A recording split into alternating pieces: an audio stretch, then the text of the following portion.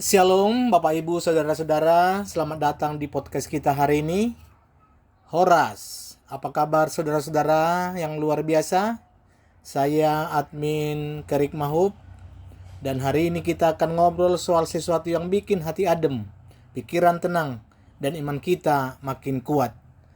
Tema kita hari ini adalah kasih setia Tuhan tetap selama-lamanya. Itu diambil dari Mazmur 103, itu dimulai dari ayat 15 sampai dengan 18. Sebelum kita mulai, coba dulu bayangkan kita lagi duduk di tepi Danau Toba, angin sepoi-sepoi sambil makan ikan mas arsik. Tentu enak bukan? Nah, sekarang kita bawa suasana itu ke hati kita. Karena kasih Tuhan itu lebih enak dari arsik, lebih sejuk dari angin Danau Toba. Siap? Yuk, mari kita mulai dengan doa.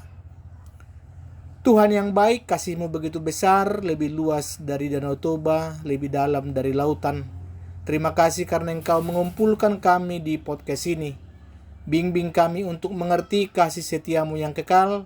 Berikan kami hati yang terbuka dan semangat yang menyala-nyala, seperti semangat orang Batak. Dalam nama Tuhan Yesus kami berdoa. Amin. Hari ini kita akan merenungkan sebuah kebenaran yang sangat menghibur dan menguatkan.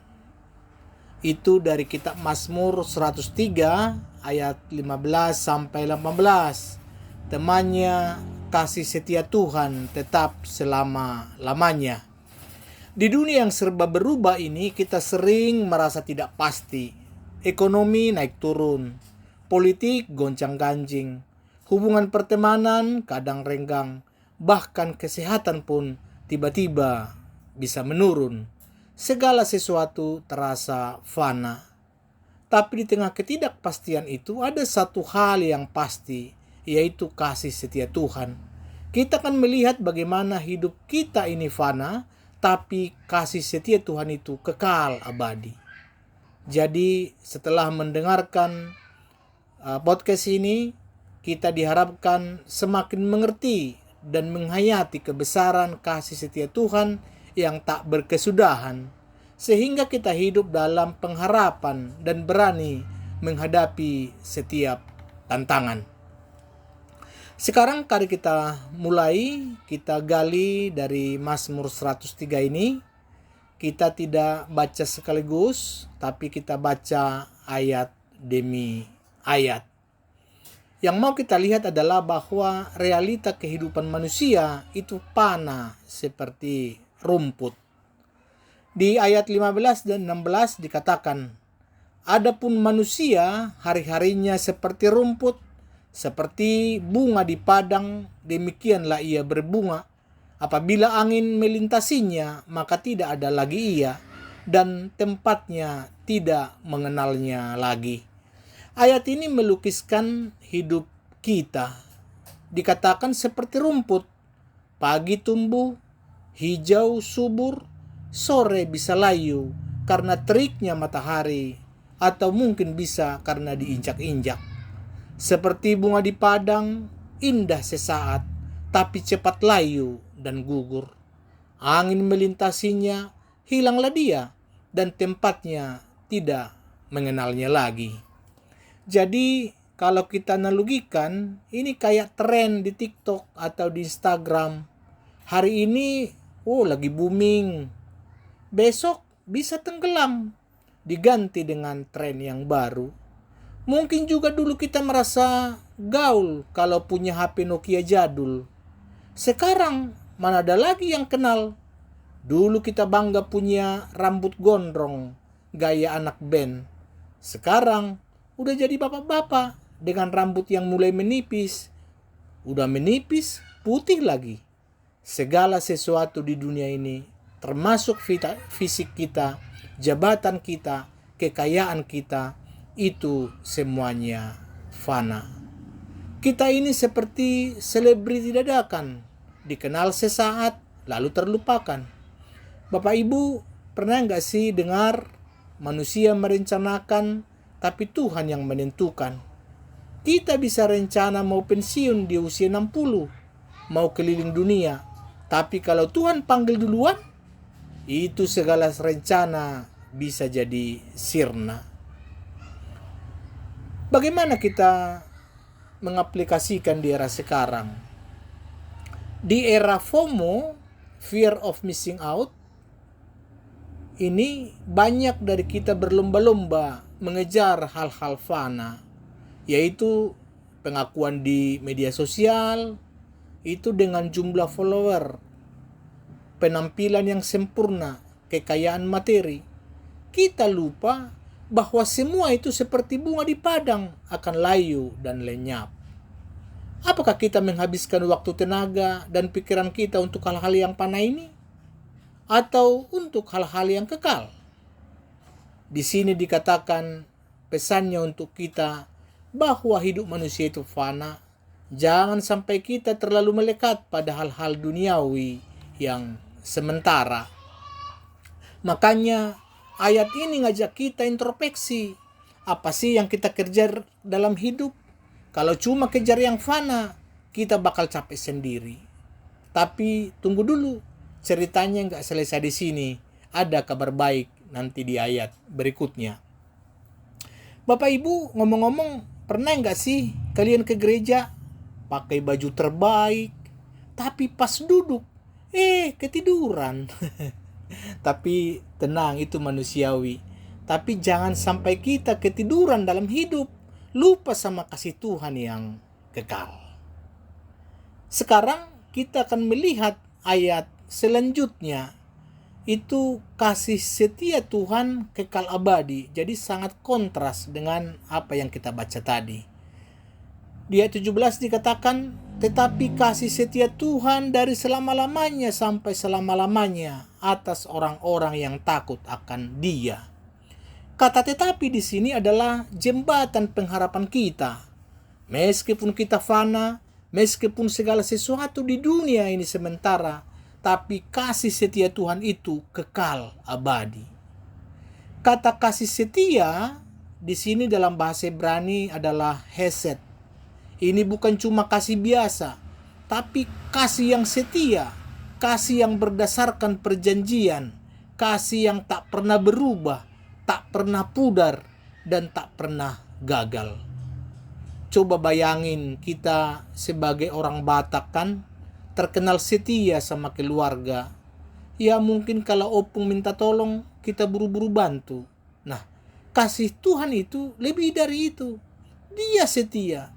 Meskipun kadang kita lupa berdoa kepada Dia. Bapak, Ibu, dan saudara-saudara sekalian, mungkin kalau punya cicilan KPR, cicilan kendaraan, itu ada batas waktunya kan? Paling lama ya 20-30 tahun itu habis. Atau mungkin kontrak kerja ada tanggal berakhirnya. Tetapi kalau kasih setia Tuhan itu tidak ada tanggal berakhirnya, tidak ada batas waktunya, dari dulu, sekarang, sampai selama-lamanya. Jadi ini seperti sinyal 5G ya. Bapak Ibu, itu pasti kuat, stabil, dan gak pernah putus-putus.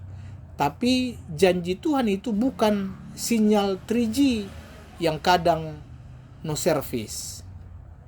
Lalu bagaimana kita mengaplikasikan di zaman sekarang?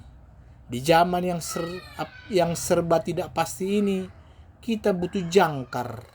Jangkar itu adalah kasih setia Tuhan. Kita nggak perlu takut kehilangan apa-apa, karena kasih Tuhan itu cukup, kekal, dan nggak pernah sold out. Contohnya, misalnya Bapak Ibu nggak pernah liburan ke Bali, kayak teman-teman kita yang flexing di X. Tenang, kasih Tuhan lebih indah dari sunset di Kuta. Atau misal usaha Bapak Ibu lagi susah, coba ingat bahwa Tuhan setia buat anak cucu kita. Dia nggak cuma mikirin kita sekarang, tapi juga masa depan keluarga kita. Jadi apa pesannya untuk kita hari ini? Di tengah kefanaan hidup, bahwa kasih setia Tuhan adalah satu-satunya yang kekal dan tak berubah.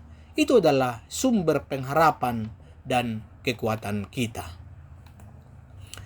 Kita masuk kepada ayat yang selanjutnya, bahwa penerima kasih setia Tuhan adalah orang yang takut akan Dia. Di ayat 17-18 tadi sudah menjelaskan siapa yang menerima kasih setia Tuhan yang kekal itu. Dikatakan ayatnya, atas orang-orang yang takut akan Dia dan keadilannya bagi anak cucu, bagi orang-orang yang berpegang pada perjanjiannya dan yang ingat untuk melakukan titahnya. Ini bukan untuk semua orang, tapi untuk orang-orang yang takut akan Dia, takut akan Tuhan. Di sini bukan berarti takut seperti kita takut hantu atau takut dimarahi orang tua, tapi takut dalam arti hormat, kagum, tunduk, dan mau menaatinya. Kemudian disebutkan yang berpegang pada perintah, yang berpegang pada perjanjiannya, dan yang ingin untuk melakukan titahnya. Artinya, kita nggak cuma dengar firman, tapi juga melakukan firman itu. Bapak, Ibu, dan saudara-saudara sekalian, kita ini kan suka lupa, ya kan? Kunci motor ditaruh di mana lupa, dompet lupa naruh, bahkan kadang mau ngomong juga bisa lupa. Tadi saya ngomong apa ya, kira-kira begitu. Tapi kalau disuruh ingat utang, langsung ingat. Nah, firman Tuhan bilang kita harus ingat untuk melakukan titahnya. Jadi jangan cuma diingat di kepala, tapi di tangan dan di kaki juga. Bapak, Ibu, dan saudara-saudara, takut akan Tuhan berarti kita punya integritas di dunia kerja, tidak kompromi, tidak menipu. Bahwa takut akan Tuhan berarti kita mendidik anak cucu kita untuk mengenal dan mengasihi Tuhan, berpegang pada perjanjian dan melakukan titahnya. Artinya kita setia dalam doa, setia membaca Alkitab, melayani di gereja, dan hidup dalam kekudusan. Bahkan saat tidak ada yang melihat. Jadi ini bukan beban, tapi respon kita terhadap kasih setianya yang luar biasa. Lalu pesannya untuk kita hari ini, bahwa kasih setia Tuhan itu dicurahkan kepada mereka yang takut akan Dia dan berkomitmen untuk menaati firman-Nya, bahkan sampai kepada anak cucu kita. Bapak, Ibu yang terkasih, kita sudah merenungkan kebenaran yang agung tadi dari Mazmur 103 ayat 15 sampai 18. Kita diingatkan bahwa hidup ini adalah fana, seperti rumput dan bunga di padang akan segera berlalu. Tetapi ada kabar baiknya, bahwa kasih setia Tuhan itu kekal abadi, dari selama-lamanya sampai selama-lamanya. Dan kasih setia yang tak pernah berkesudahan itu dicurahkan kepada orang-orang yang takut akan Dia, yang berpegang pada perjanjiannya, dan yang ingat untuk melakukan titahnya, bahkan sampai kepada anak cucu mereka. Setelah kita mendengar firman Tuhan ini, apa yang akan kita bawa pulang dan praktikkan di dalam kehidupan kita? Ada tantangan. Tantangan yang pertama ialah investasi pada kekekalan. Jadi jika hidup kita fana, tentu jangan habiskan seluruh hidup kita untuk mengejar hal-hal yang fana. Mari kita investasikan waktu, uang, dan talenta kita untuk hal-hal yang kekal. Melayani Tuhan, mengasihi sesama, dan membangun kerajaan-Nya. Lalu tantangan yang kedua, hidup dalam rasa takut akan Tuhan. Apakah kita benar-benar menghormati Tuhan dalam setiap aspek hidup kita? Di rumah, di kantor, di pasar, bahkan di media sosial? Atau kita hanya takut kalau lagi di gereja saja? Tantangan yang ketiga, mari ajarkan kepada anak cucu bahwa kasih setia Tuhan itu untuk anak cucu. Apa yang kita wariskan kepada mereka? Apakah harta atau iman dan ketaatan kepada Tuhan? Mari kita ajarkan mereka untuk takut akan Tuhan dan berpegang pada firman-Nya. Ingatlah, di dunia yang fana ini, satu-satunya yang pasti adalah kasih setia Tuhan. Peganglah itu erat-erat. Sebelum saya akhiri, mari kita coba pulang dengan hati yang penuh syukur. Jangan lagi galau mikirin masa depan yang fana. Mending galau mikirin bagaimana caranya makin takut akan Tuhan dan makin setia sama Dia. Karena kalau Tuhan sudah di pihak kita, siapa yang bisa melawan? Horas. Amin. Mari kita berdoa. Bapa yang baik, kami bersyukur atas firman-Mu yang sudah kami dengar dan renungkan hari ini. Engkau telah mengajarkan kami bahwa meskipun hidup kami fana, kasih setia-Mu tetap selama-lamanya. Tolonglah kami ya Tuhan, agar senantiasa hidup dalam rasa takut akan Engkau, berpegang pada janji-Mu, dan setia melakukan titah-Mu.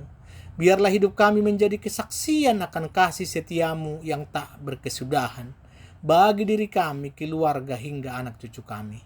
Terima kasih Bapa untuk kasih dan bimbingan-Mu. Dalam nama Tuhan Yesus Kristus, kami berdoa. Amin. Shalom Bapak Ibu, Tuhan Yesus memberkati.